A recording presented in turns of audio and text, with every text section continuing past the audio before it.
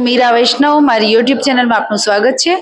આજ રોજ 59મું ગણિત વિજ્ઞાન પ્રદર્શન જે માણાવદર લાયન્સ ક્લબ મુકાલે યોજાયેલ છે, તેમાં આપણે બાળ વૈજ્ઞાનિકો જે પ્રાઇમરી કક્ષાના છે એમણે કંઈક મેથ્સનું મોડેલ બનાવેલું છે। આવો જાણીએ એમના મુખેથી એમની વાતો। તમારું નામ અને મોડેલ વિશે જણાવો।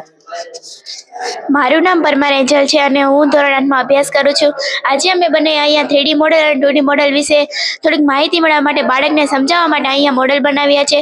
તમે જોઈ શકો છો, બાળકને એવું થતું હશે કે 2D એટલે શું અને 3D એટલે શું, એને સમજ હોતી જ નથી કે તે ઘરમાં જોવે છે કે 2D એટલે શું અને પણ એ સમજી નથી શકો કે તેને કોને 2D કહેવું અને કોને 3D કહેવું। તો આપણે 2D અને 3D વિશે થોડીક માહિતી મેળવીએ તો કે 2D એટલે કે 2 પરિમાણ જેમાં લંબાઈ અને પહોળાઈ હોય છે, તેમાં કોઈ જાડાઈ કે ઊંચાઈ હોતી નથી। અને 3D એટલે કે 3 પરિમાણો જેમાં લંબાઈ અને પહોળાઈ ઊંચાઈ હોય છે।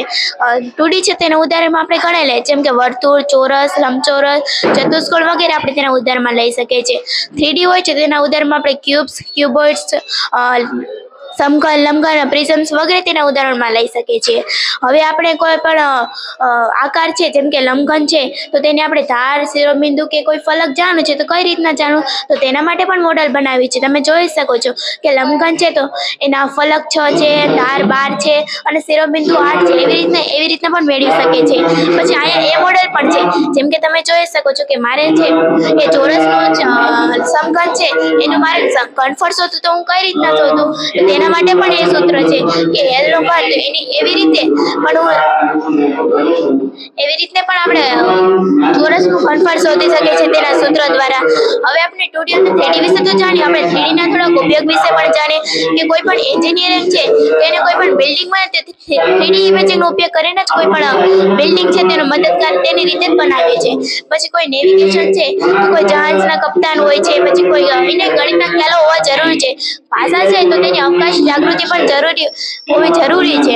પછી કોઈ કલાકારો છે, કોઈ ચિત્રકાર છે, તેને ચિત્ર દોરવું તો તેના માટે પણ 3D અવકાશ જાગૃતિની જ જરૂર છે। પછી આપણે દૈનિક જીવનમાં ઘરે પણ જોતા જ હોઈએ છીએ કે કોઈ પણ ખોખા હોય છે, બેરલ હોય છે, આઈસ્ક્રીમ, શંકુ વગેરે પણ હોય છે, એ પણ 3D ઇમેજ જ છે। પછી કોઈ એવા તમે અત્યારે ઊભી છો, સરસ ઉદાહરણ આપવામાં આવ્યું છે કે હું અત્યારે ઊભી છું તે મારું 3D મોડલ છે અને તમે મારો ફોટો જોશો તે 2D મોડલ છે। તમે મારી પાછળનું અંતર મારા ફોટામાં જોઈ શકતા નથી અને અત્યારે હું ઊભી છું તમે મારી પાછળનું અંતર જોઈ શકો છો કે મારી પાછળનું અંતર કેવું છે અને કેટલું છે તે માપી શકાય છે। એવી રીતના।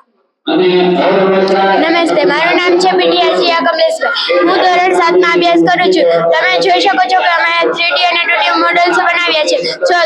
6, 7 અને 8માં દરેકમાં આવે છે 3D અને 2D, પણ બાળકો સમજી શકતા નથી, તેને ગોખી જ નાખે છે અને તેમાં કોઈ સમજી શકતા નથી કે આ શું છે, તે ગોખી અને ચાલે જ છે। પણ અમે આ રમત દ્વારા અને તેને સરળતાથી સમજાવવા માટે અમે આ મોડલો બનાવ્યા છે તેના માટે।